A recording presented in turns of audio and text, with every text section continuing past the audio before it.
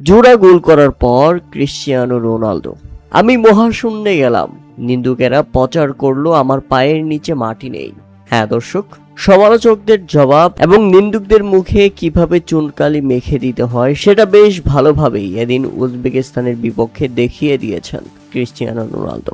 ম্যাচের মাত্র 6 মিনিটেই নিজের প্রথম গোলের দেখা পেয়েছিলেন। এরপর ম্যাচের 17তম মিনিটে 2-0 গোলে এগিয়ে যায় পর্তুগাল।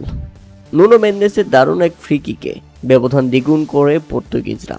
সবাই ভেবেছিল রোনালদো ফ্রি কিক নেবেন, কিন্তু সবাই ভাবলেও শেষ পর্যন্ত রোনালদো দলের জন্য নিজেকে স্যাক্রিফাইস করেছেন এবং মুহূর্তেই তিনি ইশারা দিয়েছেন, যে ইশারায় মেন্ডেস জোরালো শট নেয় এবং সবাইকে চমকে দিয়ে গোল করে পর্তুগাল।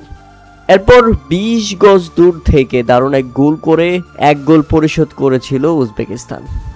কিন্তু পরে দেখা যায় ভিআর চেকে গোলটি বাতিল করে দেওয়া হয়, কারণ গোল করার আগে পর্তুগিজ ডিফেন্ডার জোয়াও কানসেলোকে ফাউল করেছিল উজবেকিস্তান, যে কারণে ভিআর চেকে এই গোলটি বাতিল করে দেওয়া হয় এবং উদযাপন শেষে হতাশ হয়ে পড়ে উজবেকিস্তান।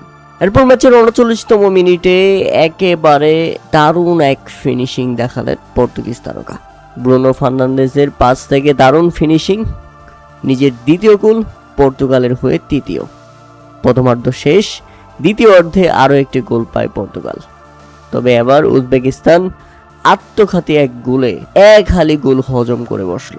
ম্যাচের 60তম মিনিটে কর্নার থেকে আসা বল বক্সের ভেতরে জটলা তৈরি হয় এবং রোনালদো উজবেকিস্তানের ডিফেন্ডাররা গা ছুঁয়ে দিলে বল জালে জড়ায়। উজবেকিস্তানের একেবারে নাজেহাল তৈরি হয়েছিল, আর পর্তুগালও গোল করতে চায়, তাই খেলার ধাঁচেই সেটা বোঝা যাচ্ছে গোলটা হয়ে গেছে অটোমেটিকলি।